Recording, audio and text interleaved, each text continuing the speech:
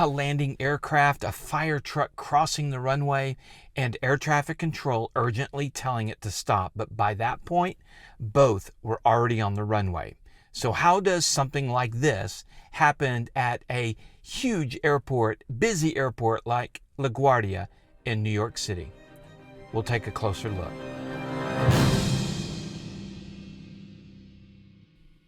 Hi, I'm Dan Milliken, traveling again, as you can see. On the night of March 22nd, 2026, an Air Canada Express CRJ-900 operating as Flight 8646 was arriving into LaGuardia Airport from Montreal, carrying 72 passengers and 4 crew members. The aircraft was cleared to land runway 4 and touch down at approximately 11:45 p.m. local time. At the same time, an aircraft rescue and firefighting vehicle was operating on the airfield. According to early reporting, the vehicle had been responding to another aircraft that had reported an odor issue on board, placing it in motion across the airport surface and toward the runway environment. Take a listen. Ground Unit 2384 is declaring an emergency. Flight attendants in the back are feeling ill. Because of the odor, we will need to go into any available gate at this time. Okay, roger that. And the fire trucks are over there. They're going to bring a stair truck just in case you guys do want to evacuate. Let me know if you do. Copy. Yeah, we'd prefer to wait on a gate, but I mean, again, we only got so much time here because there's still a bit of an odor in the back of the airplane. Truck 1 and Company, LaGuardia Tower. Truck 1 and Company. Truck 1 and Company, LaGuardia Tower, requesting to cross 4 at Delta. Truck 1 and Company, cross 4 at Delta. Truck 1 and Company, crossing 4 at Delta. Frontier 4195, just stop there, please. Stop, Truck 1, stop. Stop, Truck 1, stop. Stop, Truck 1, stop. Delta 2603, go around, runway heading 2000. Jet 646. Jet 646, I see you collide with a vehicle here, just hold position, I know you can't move. The vehicle's there responding to you now. Is the runway closed? Delta 2603, go around, runway heading 2000. Heading 2000, go around, Delta 2603. Truck 2, runway 4 is closed, correct? Yes, go on to runway 4 now. Proceed on runway 4, you have access. Tower, car 90, runway 422 is closed at this time. 90, roger. Frontier 4195, I got the word that we're going to be closed for a little while. If you want prepared to return to the ramp, let me know.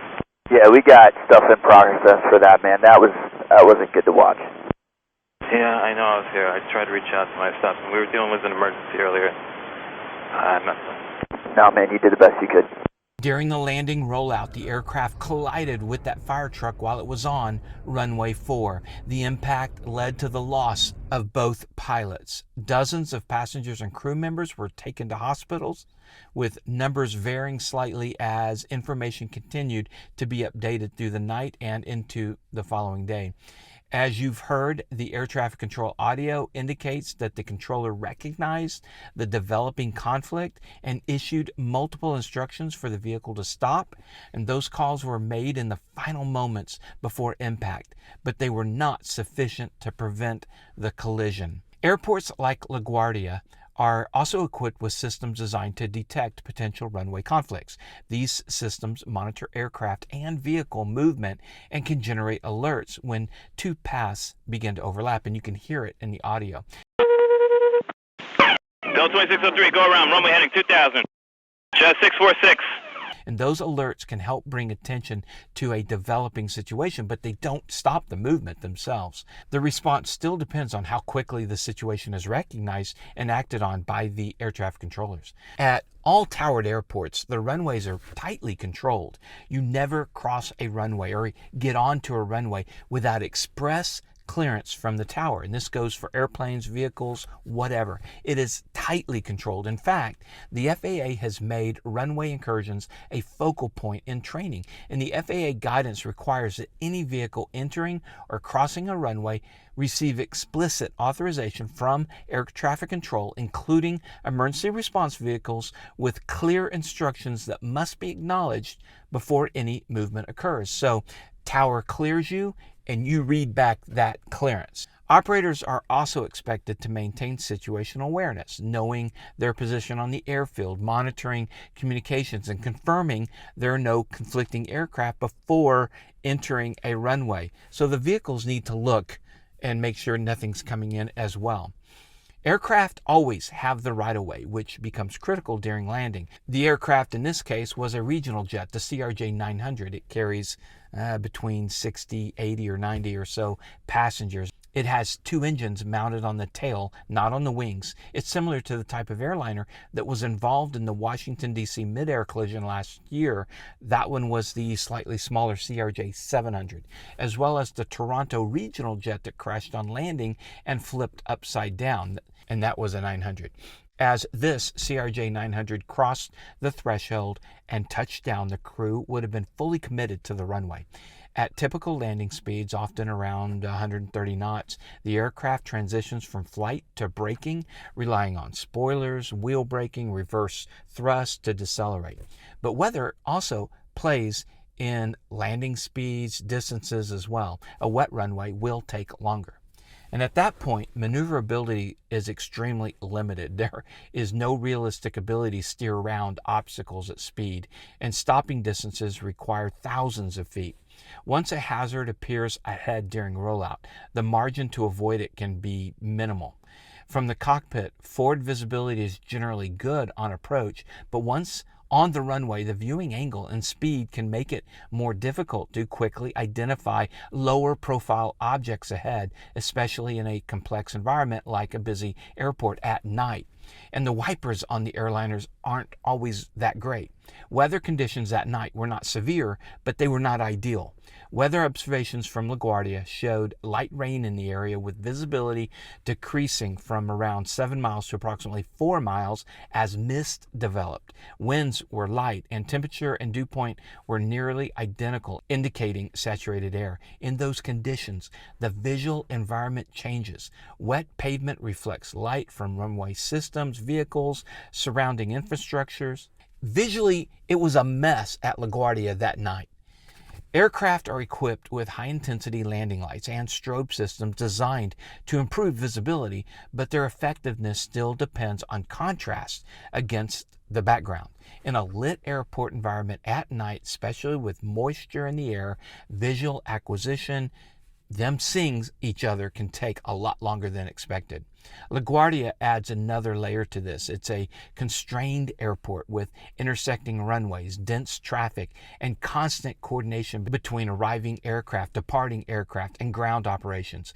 Surface movement and runway use are tightly sequenced, and small timing differences can matter. To understand how this develops, it also helps to look at the runway itself. Runway 4 at LaGuardia is just over 7,000 feet long and sits within a tightly constrained airport layout with intersecting runways, limited space between movement areas. Last month, I landed at LaGuardia, and here's what it looks like coming in now. It was snow on the ground in that situation, which it was not the case on this incident. Aircraft landing on runway 4 are arriving and touching down relatively close to the threshold, meaning the landing rollout begins quickly within the airport environment. And at the same time, ground vehicles often have to cross active runways to move between different parts of the airfield, especially when responding to time-sensitive situations. There has also been broader discussion in recent years around air traffic control staffing levels across the United States, including at high-traffic airports. And while staffing has not been identified as a factor in this incident, it is an area investigators often consider when evaluating workload, task management, and how multiple operations are handled at the same time. There is also historical context. Prior safety reports have documented multiple runway incursion and near-miss events at LaGuardia involving ground vehicles and aircraft. And those events did not result in collisions, but they demonstrate that the risk of aircraft and vehicle conflicts on the surface has existed here before. And that context does not explain this event, but it reinforces how important timing, communication, situational awareness are in this environment. And what can be said at this stage is that this was not a simple scenario. Air traffic control identified a developing conflict and attempted to intervene. Environmental conditions were consistent with reduced visual contrast, and all of this occurred within an airport environment that requires precise coordination between multiple operations. The investigation will now focus on how these elements all came together.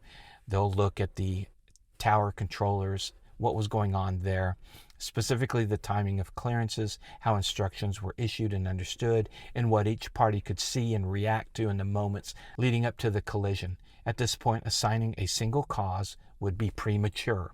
What is clear is that the sequence developed in a way that left little margin for correction once it was recognized.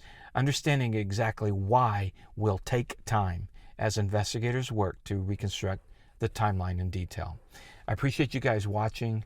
We'll update this as we know more. Remember, superior judgment trumps superior skill. Take care.